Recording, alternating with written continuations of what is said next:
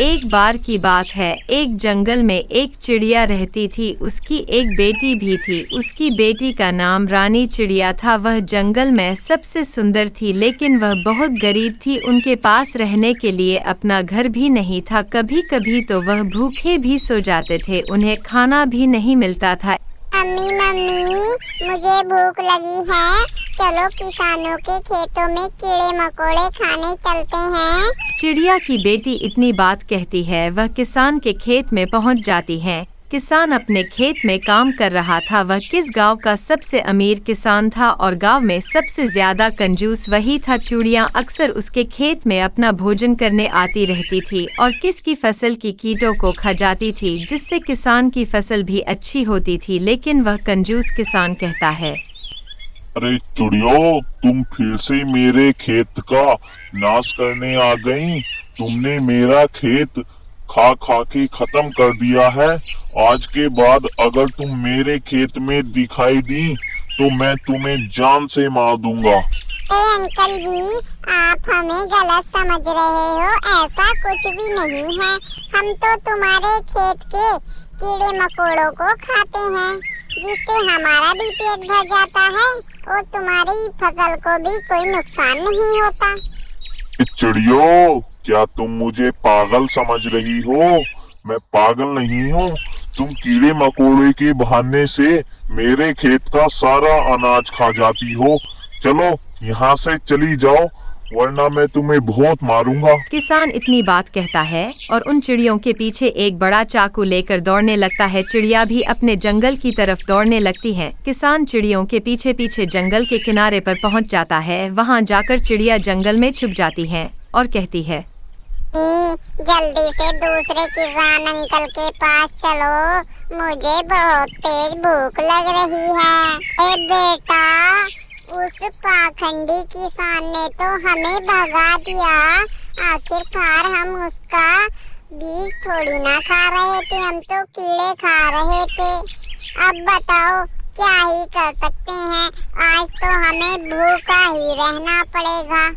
कल सुबह होने पर हम एक दूसरे किसान के खेत में जाएंगे, शायद से वो हमें कुछ खाने के लिए दे दे। वह दोनों चिड़िया रात भर भूखी रहती हैं और आपस में बातें करती रहती हैं। भूख बहुत ज्यादा लगने के कारण उन्हें पूरी रात नींद नहीं आती। अम्मी, बहुत तेज भूख लग रही है, जल्दी से खाना लेकर आओ।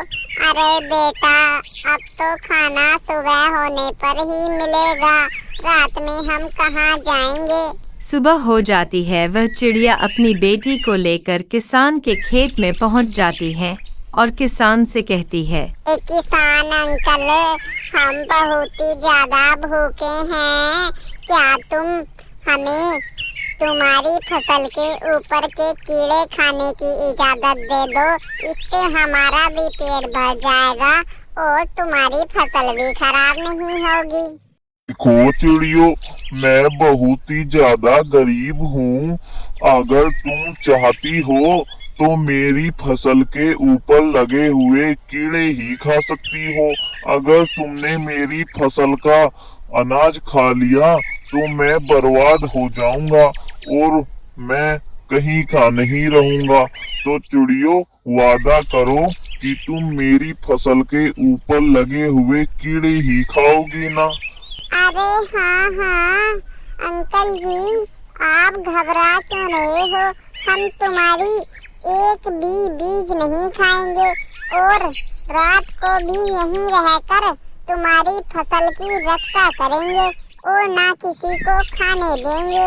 ये जिम्मेदारी हमारी रही। अंकल जी, अगर जो फसल के ऊपर के हम कीड़े खाएंगे ना, तो उससे आपकी फसल को रोग भी कम लगेगा। फिर आपकी फसल अच्छी होगी और आप भी इस गांव के सबसे अमीर आदमी बन जाओगे। तो पता ही है, तुम्हारे गांव का रामू कितना अमीर आदमी है, तो उसका कारण यही था कि हम उसके फसल के कीड़े खाते थे। लेकिन अब रामू को लालच पड़ गया था, उसने हमें भगा दिया, इसलिए हम एक दिन से बहुत ही ज्यादा भूखे हैं, हमने कुछ भी नहीं खाया है। हाँ चिड़ियों, चलो ठीक हो, आज से तुम मेरी पक्की मित्र हो। चाहे तो तुम मेरे घर भी रह सकती हो, मैं तुम्हें अपने घर ले चलूंगा, क्या तुम चलोगी?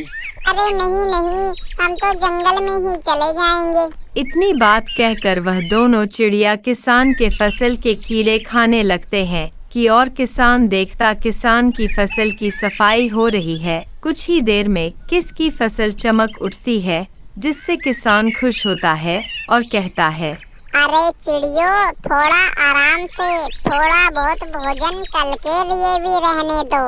अंकल जी, हमें बहुत तेज भूख लगी थी, कल को हम थोड़ा कम खा लेंगे। आज मेरी बेटी बहुत ज्यादा भूखी थी, इसलिए मेरी बेटी ने आज पेट भरकर खाना खा लिया है। ए बेटा, मेरे साथ मेरे घर चलो, हम तीनों आराम से रहेंगे। अरे नहीं नहीं अंकल जी, हम तो जंगल में ही चले जाएंगे, वहाँ भी हमारा घर है, चलो तुम हमारे साथ चलो। अरे नहीं नहीं, चलो बाय, हम चलते हैं, हम कल मिलेंगे। चिड़िया अपना पेट अच्छे से भरकर चली जाती है।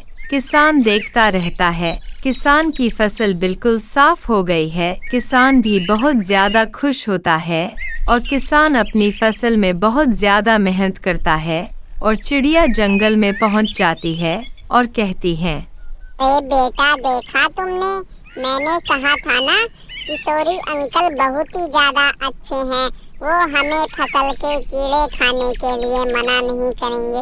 अरे हाँ हाँ मम्मी, हम रोजाना वहीं चला करेंगे। वह दोनों चिड़िया किशोरी के खेत में रोजाना कीड़े खाने जाती है और कीड़े खाकर वापस अपने जंगल में चली जाती हैं। अब कोई भी चिड़िया रामू के खेत में कीड़े खाने नहीं आती। इस वजह से रामू की फसल इस बार खराब हो जाती है और रामू कहता है, हे भगवान, इस बार मेरी फसल को क्या हो गया?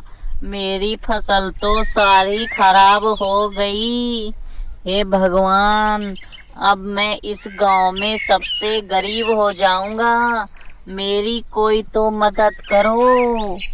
रामू ने उन चिड़ियों को भगाकर अपने पैर पर कुल्हाड़ी मार ली, क्योंकि चिड़िया ही उन कीड़ों को खाती थी जिससे फसल अच्छी हो, इसलिए उसकी फसल खराब हो जाती है। दूसरी तरफ किशोरी की फसल बहुत ही ज्यादा अच्छी होती है। किशोरी कहता है, अरे वाह, इस बार तो मेरी फसल बहुत अच्छी हुई है। चिड़ियों ने सही कहा था, तुम इस गांव के सबसे अमीर आदमी बन जाओगे।